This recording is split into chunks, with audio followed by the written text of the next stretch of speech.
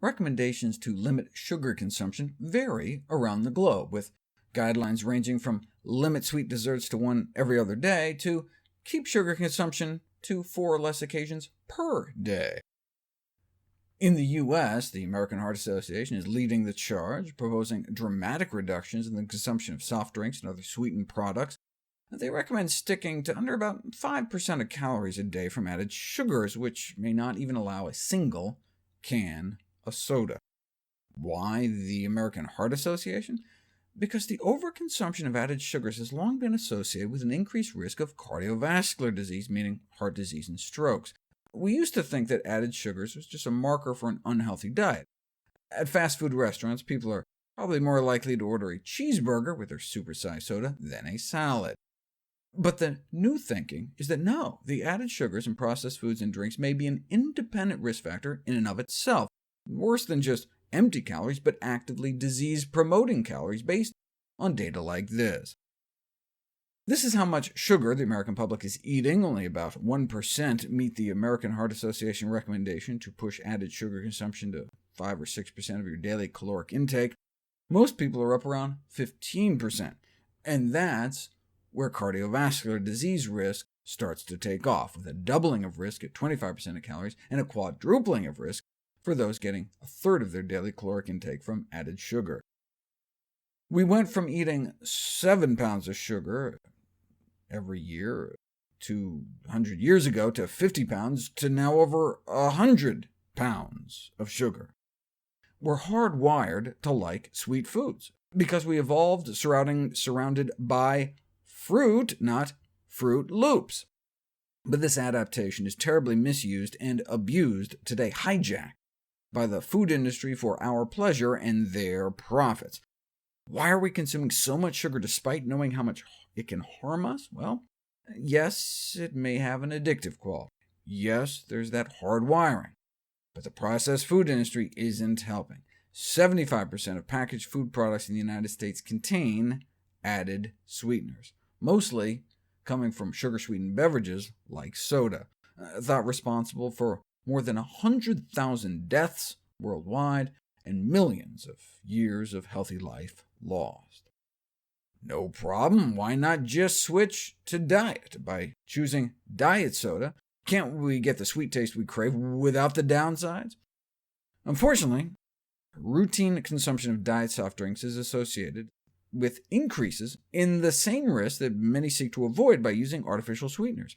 Here what studies have found for the increased risk of cardiovascular disease associated with regular soda, and here's the cardiovascular risks associated with diet soda. In other words, the belief that switching to diet soda will reduce long-term health risks is not well supported by scientific evidence, and instead may contribute to the very health risks people were seeking to avoid in the first place. But why?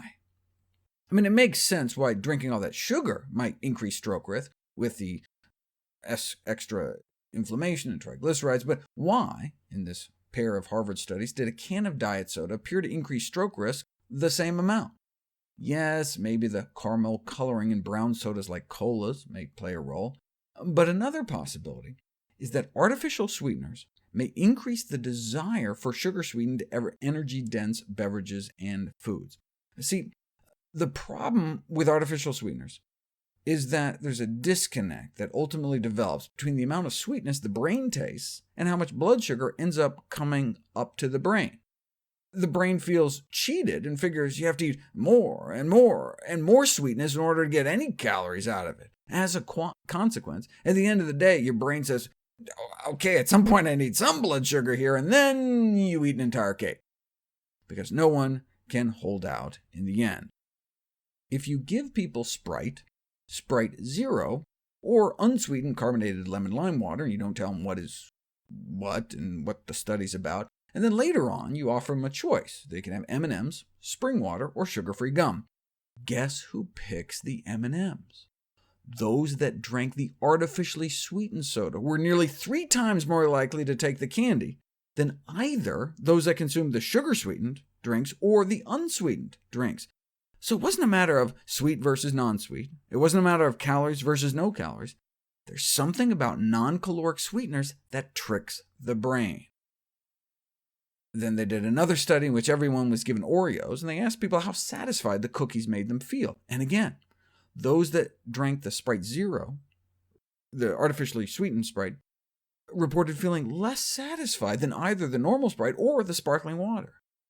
These results are consistent with recent brain imaging studies demonstrating that regular consumption of artificial sweeteners can alter the neural pathways responsible for the pleasure response to food.